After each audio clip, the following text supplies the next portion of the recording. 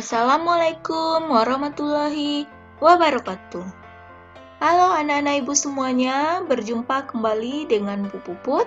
Pada kesempatan kali ini, Bu Puput akan menyampaikan materi untuk kelas 5, subtema 2, pembelajaran 4. Nah, anak-anak, sebelum kita memulai pelajarannya, seperti biasa, kita berdoa dulu. Berdoa, dimulai. Selesai. Anak-anak, tujuan pembelajaran pada kesempatan kali ini adalah 1. Mengetahui kenampakan alam buatan dan bukan buatan. 2. Mengidentifikasi keragaman flora dan fauna di Indonesia. 3. Mengidentifikasi perilaku yang sesuai dan tidak sesuai dengan nilai Pancasila. Anak-anak, coba perhatikan gambar berikut ini. Tahukah kamu manakah yang merupakan kenampakan alam buatan? Ya, kenampakan alam buatan adalah berupa bendungan. Yang ini.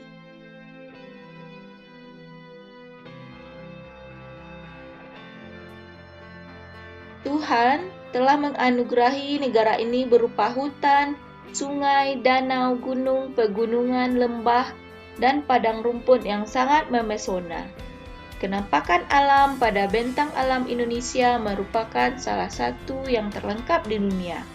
Laut, pantai, dataran rendah, lembah subur, padang rumput, sungai, danau, bukit, pegunungan hingga gunung dapat ditemukan di Indonesia.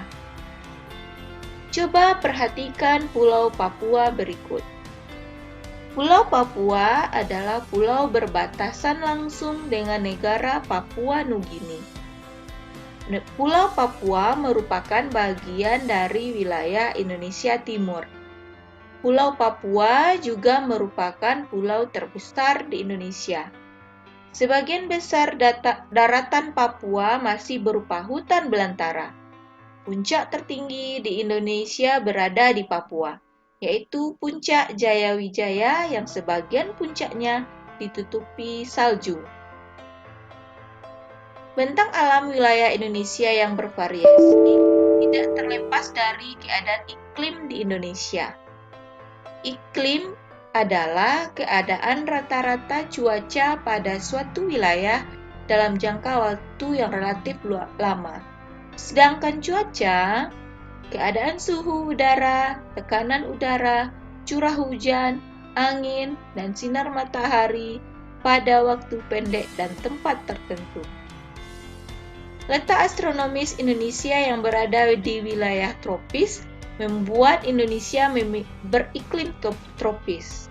Adapun ciri-ciri iklim tropis yang pertama, suhu udara tinggi sepanjang tahun. Rata-rata tidak kurang dari 180 derajat Celcius, yaitu sekitar 270 derajat Celcius. Tidak ada perbedaan yang jauh antara suhu pada musim hujan dan suhu pada musim kemarau. Jadi kalau musim hujan dan musim kemarau, suhunya sama. Lamanya siang dan malam hampir sama, yaitu 12 jam. Keadaan iklim di Indonesia secara umum sebagai berikut. Iklim Indonesia dipengaruhi oleh angin musim yang berubah-ubah setiap periode waktu tertentu. Biasanya satu periode perubahan adalah 6 bulan sekali. Iklim laut terjadi karena Indonesia memiliki wilayah laut yang luas. Iklim Indonesia sangat dipengaruhi oleh laut dan lautan. Iklim panas terjadi karena Indonesia berada di daerah tropis. Suhu yang tinggi mengakibatkan penguapan yang tinggi dan berpotensi untuk terjadinya hujan. Indonesia sangat kaya dengan keragaman flora dan fauna. Flora dan fauna Indonesia dipengaruhi oleh iklim. Dalam iklim terdapat faktor kelembaban, suhu udara, dan angin. Kelembaban udara dan suhu udara sangat penting bagi pertumbuhan fisik tumbuhan, sedangkan angin dapat mempengaruhi proses penyerbukan pada tumbuhan. Selanjutnya adalah tanah. Tingkat kesuburan tanah, suhu tanah, dan serap air berpengaruh pada baik tidaknya tumbuhan. Dan yang terakhir adalah air. Perannya yang dapat menyerap, melarutkan, dan membawa makanan yang dibutuhkan tumbuhan sangat penting bagi hidup tumbuhan. Persebaran flora di Indonesia. Flora di Indonesia dikategorikan menjadi dua, yaitu Indo-Malayan dan Indo-Australia. Indo-Malayan meliputi kawasan Indonesia bagian barat, yaitu Kalimantan, Sumatera, Jawa, dan Bali. Sedangkan Indo-Australia meliputi kawasan Indonesia bagian timur, yaitu Sulawesi, Maluku, Nusa Tenggara, dan Papua. Karakteristik flora Indonesia. Indo-Malayan terdapat jenis meranti-merantian yang sangat banyak. Terdapat berbagai jenis rotan. Tidak terdapat hutan kayu putih. Jenis tumbuhan matoa sedikit jumlahnya. Jenis anggrek sedikit jumlahnya. Terdapat berbagai jenis nangka. Tidak banyak tumbuhan sagu. Sementara di Indo-Australia, jenis meranti-merantiannya hanya sedikit. Tidak terdapat berbagai jenis rotan. Terdapat hutan kayu putih. Terdapat berbagai jenis tumbuhan matoa. Jenis anggreknya banyak. Tidak terdapat jenis nangka. Banyak terdapat tumbuhan sagu. Anak-anak, menurut coraknya, fauna Indonesia dikelompokkan menjadi 3. Yang pertama, fauna Indonesia bagian barat, yaitu tipe Asiatis. Tipe Asiatis mencakup wilayah Jawa, Sumatera, Bali, dan Kalimantan. Banyak ditemui mamalia yang berukuran besar seperti gajah, badak, bercula 1, banteng, macan, tapir, kerbau, rusa, orangutan, monyet, babi hutan, bekantan, dan lain-lain. Banyak juga ditemui reptil seperti ular, kadal, tokek, buaya, biawak, bunglon, kura-kura, dan terenggiling. Burung yang banyak dijumpai di daerah ini antara lain burung hantu, elang, merak, gagak, jalak, kutilang, dan berbagai macam unggas. Ikan tawar dapat dijumpai di wilayah ini seperti pesut. Tipe selanjutnya adalah fauna Indonesia bagian tengah. Tipe peralihan. Mencakup wilayah Sulawesi, Timor, Maluku, Nusa Tenggara, serta sejumlah pulau-pulau kecil di sekitarnya. Fauna yang menghuni wilayah ini antara lain babi, rusa, anua, kuda, monyet sabah, babi, beruang, ikan duyung, kuskus, monyet hitam, tarsius, sapi, dan banteng.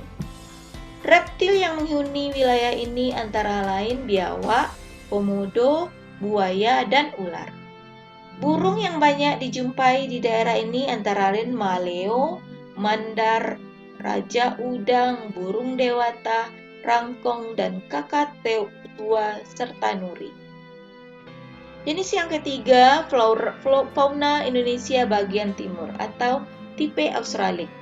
Mencakup wilayah Halmahera, Papua, dan Kepulauan Aru. Mamalia yang banyak ditemui di wilayah ini antara lain beruang, kanguru, walabi, landak irian, kuskus, kanguru pohon, pemanjat berkantung, dan kelelawar. Di wilayah ini tidak ditemukan kera.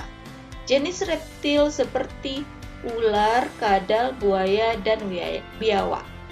Jenis burung yang banyak dijumpai di daerah ini antara lain cendrawasih, kasuari, nuri, raja udang, dan Namudur. Jenis ikan air tawarnya relatif sedikit.